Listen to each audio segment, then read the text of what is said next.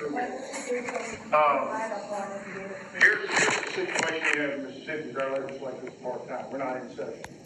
So we don't go back into session until January. Now, the governor could call a special session, and if he did, I would be all about protecting those rights. But right now, we, the legislature, are not in session. There's nothing we can do about it. And the governor has not called a special session. So I'll be glad to look at that Florida law and see what it says. But again, you've got this competing interest between the rights of the employer and the rights of the employee. And the employers they don't want us telling them how they can or cannot run their business. So that's the best answer I can give you. They want to run the business like they want. I mean, the employer can tell you how to cut your hair, where to shave your face, whether you got to wear a coat and tie to work. They can run their businesses like they think those businesses need to be run. And if it's in their interest that employees get vaccinated, then the employee has the option of either complying or going to find another job. But the employers have the right to run their businesses like they think those businesses need to be run. Now, that's different than a public employee, like UMMC, like the state of Mississippi. So we've got to make those distinctions between those two. I do have one question about, we are a supermajority. This is a Republican state, but yet we have so many people. We are a pro-life state. We're supposed to be. We have the heartbeat bill, but yet abortions happen every day in Jackson still. That's correct. And yet we are supposed to be such a conservative place, a conservative sanctuary. And yet we have nothing but these forcible fire hose feedings, if you will call it that, of these vaccine mandates that are built. And just to give you a background on me, I'm a graduate of Ole Miss. I have a degree in medical technology, immunology, and virology. Not all that together, but I've studied those things. I understand how these things work. And this vaccine was made and manufactured on the backs of aborted babies. You cannot harvest the fetal cells, the thrombosis of what they're looking for, the blast cells, if you will. You cannot harvest those from corpses. They must be harvested from live, beating, blood-supplied babies. And yet here we are, a conservative state, and we are supporting this. And people can dispute it all that they want to, but that's not the information that I have. Well, I understand the information that. I have is that the original vaccines did come from an aborted baby. But babies are not being aborted today to provide those vaccines. Now, I could be wrong, but that's what's been represented to us. Well, I understand what's being represented, but that's what the narrative is. Yeah. That's what is going to be pushed. No, that's not what's happening, but it is happening. And it's been my understanding. Now, I would welcome any correction on this, but it's my understanding. Today, we do not abort babies to provide the vaccines. There was a baby, it's my understanding, it was aborted back in the 60s, and those cultures come from that. Well, that's a totally different. That's the MMR vaccine. That's actually a vaccine that you're saying that the COVID vaccine is coming from aborted babies. I am saying that the blast cells that are harvested to obtain to create the medium, if you will, yes, but that's the first I've heard. Well, and I understand I would like to have information to show that. Absolutely, because I am a huge advocate of this, because and the vaccines of the MMR, these are mRNA vaccines. This is a completely new generation of vaccines, and this is exactly why they're not working. I would like to have that information. Well, that's Can fine. you provide it to Randy or get it to me? Yes, sir, I will. But I'm just saying, as a Republican state, as a conservative state, as Christians, you, sir, are a Christian. I know you're a pro-life person, but yet we're pushing this. Why? Pushing the COVID vaccine? Yes, sir. Because of what I said. It's my understanding that it's not coming from aborted babies. You're telling me something that no one has told me to do. So let me ask you this. If I provide the information, are you going to retract your commercial that you have on television about it? Or are you going to retract your statements about being in favor of it? Is that going to change? Well, if I'm convinced that that's what's happening, I may very well consider that. But no one has provided that to me. This thing's been going on for a year. This is the first I've heard of anything like that. No one has provided in the course of a year any information that this COVID vaccine is coming from any aborted babies. Not to me. If that's out there, I'd like to know. But this is the first I've heard of it. I'm a proponent of the vaccine because it's the best tool we got. It is the best tool we got. Like it or not, as we sit here today, it's the best defense you have. Now, tomorrow they may get a cure. Next week they may get a cure. But today, it's the best tool we got. Now, you got to decide if you want to take it or not. I took it. I feel like it's worked. I toured the hospitals from Jackson to the coast, and I'm touring one tomorrow in Corinth. I've asked them, how many people in your hospital that are hospitalized for COVID were not vaccinated? It's 90%. 90% of the people who have been hospitalized for COVID are unvaccinated. So I got to believe that the vaccine is working among those who take it. Now, we got a track record on flu vaccine and MR, whatever, the rubella and the measles and the polio and all that. We got decades of track record to show that those have very little side effects, if any. I get it. Some people are worried about this one. This has been out here for less than a year. We don't know all the ramifications of it. And I'm not going to sit here and tell you that I can guarantee you that there's no side effect. I've not said that ever to anybody. I've said the best tool we got is the vaccine.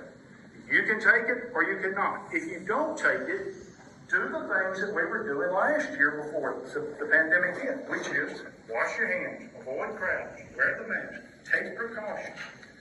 That's what I've said. I think the difficulty we got is that there's this third group out there who wants to say, I got rights, I got liberties, and I ain't going to take the vaccine, and I ain't going to wear the mask, and the government can't make me do nothing. And that's a problem. Because then the vaccine, the virus seems to continue to go.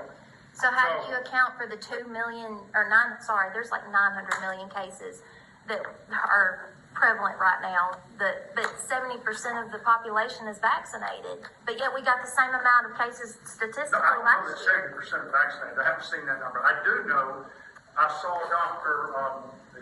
Admiral, he's on Fox News all the time. What's his name? Gerard.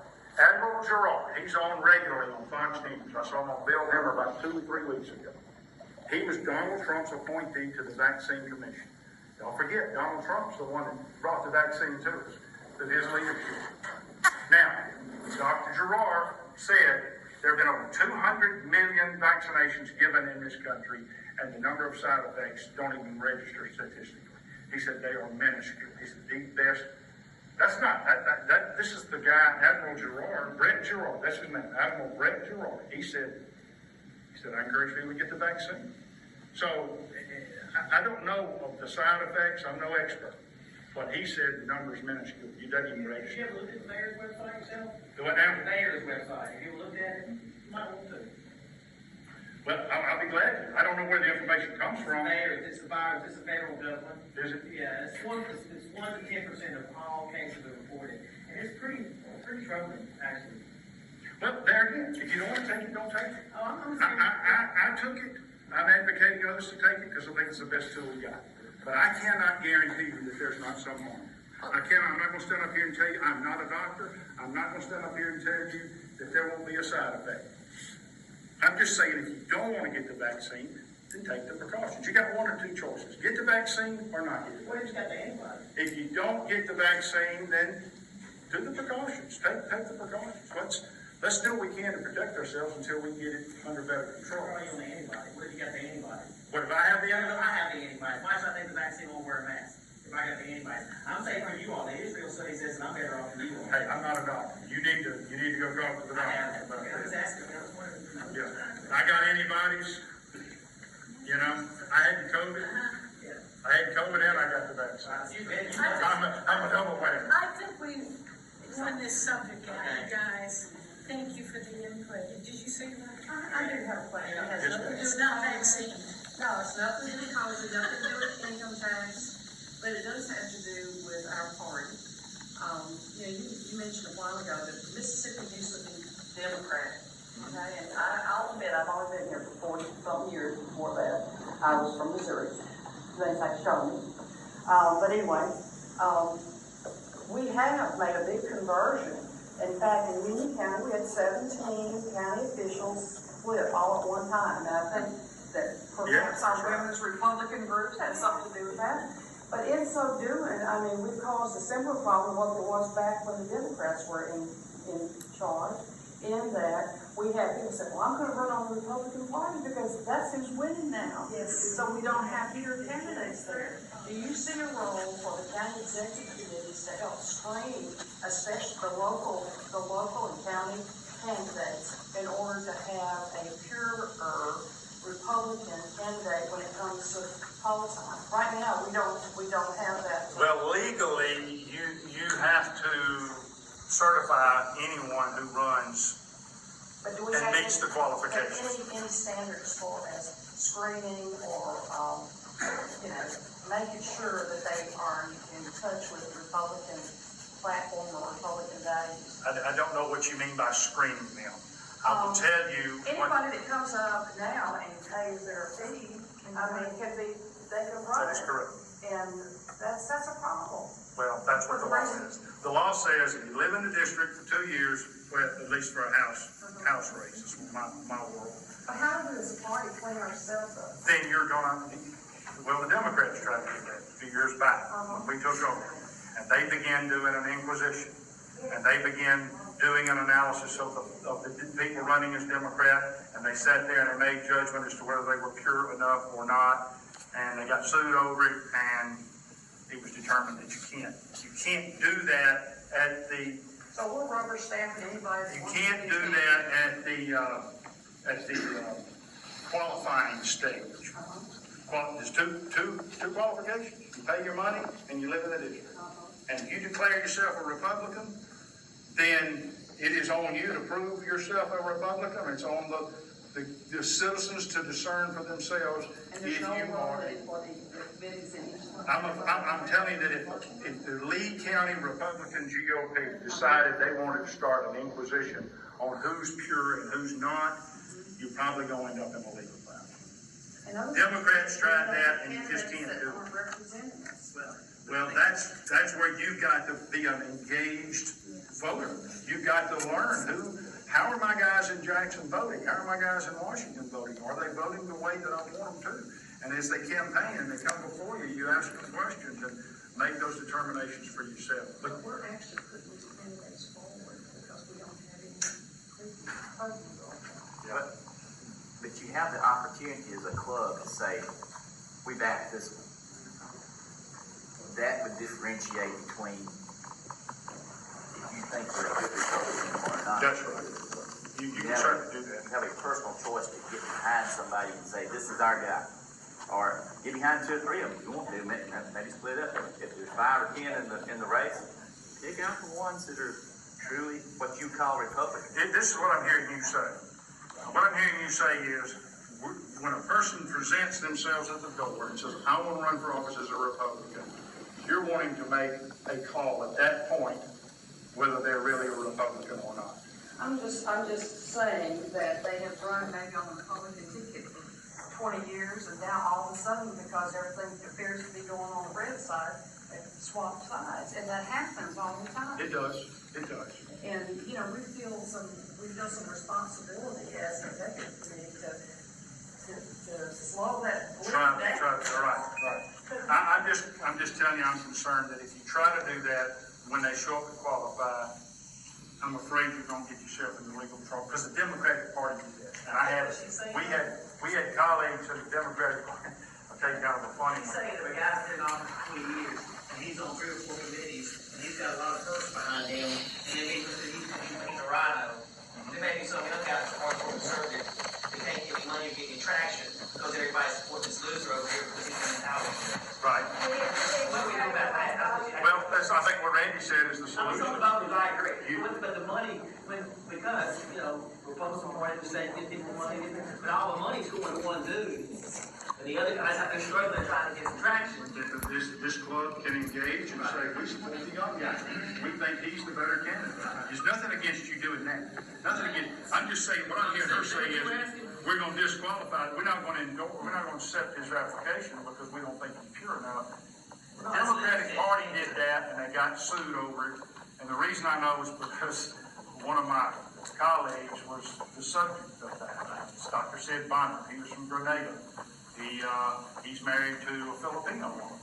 She's got dark skin, dark hair, and speaks with an accent. And he was accused, he was a Democrat, they accused him of not liking people with brown skin and accents. And they had an inquisition. They had 86 members of the Democratic Party in a room like this, and they put a chair in front of the room, and they fired questions at the candidates and said, we don't think you're a Democrat because you voted this way on X. We don't think you're a Democrat because you did this. And they did an inquisition, and they accused him of not liking people with brown skin and accent. And so he brought his wife in. He said, this is my wife, Ida. And they were embarrassed and ashamed because he married a woman with brown skin and an accent. But they got sued over it, is my point, and they lost the lawsuit. So I'll be glad to work with you on that. What I'm hearing you say is that you're wanting to do something like that, and I'm telling you, that ain't gonna work. I met with 9 other executives from the county parties, from 9 of us up in North Mississippi. Right. You remember when we met the other day? And that's one of the things that was brought up by a couple of the county leaders, is that, we don't feel very pure at this because anybody that wants to come and run as a Republican, it looks like we're rubber stamping that, and we're not necessarily putting forward a candidate that represents conservative. I think that's where you engage and do what Nancy said, and say, hey, this person's running as a Republican. Public club found historically, because the executive committee has no authority to do those kind of things. The Republican club could say, we don't trust this person. That's exactly why I go back. You can do that. And you really remember, money doesn't always win the election. Amen. And getting behind that. But it is true, I've been told by the Republican Party, even as a club, we have to be very careful in that area, okay? That we are not supposed to be supporting somebody overnight. Yeah. But as individuals, we can do that. And that's what we've had to do, because we've had to step back a couple of times when we had really serious questions, very serious.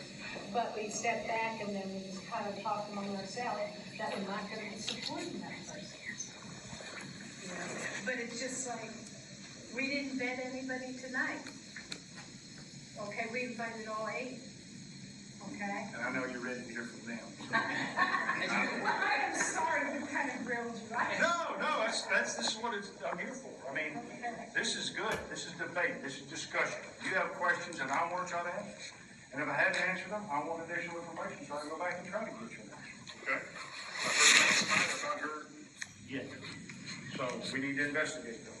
We need to know the information. I'll get it to you, I And promise. I'm willing to entertain that, and we'll look at how we can find some path to maybe solve some of these problems. So thank you for letting me address you tonight.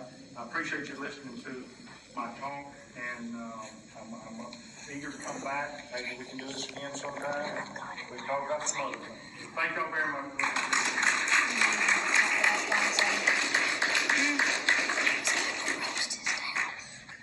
Well, thank you, Mr. Gunn. Thank you for being open to the questions. I know it's hard being on the fire. I forgot what he said. When people look.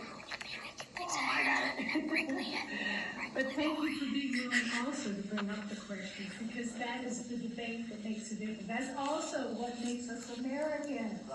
We don't put it down. So nobody, because that's what's happening at the national level. They don't want to hear from us.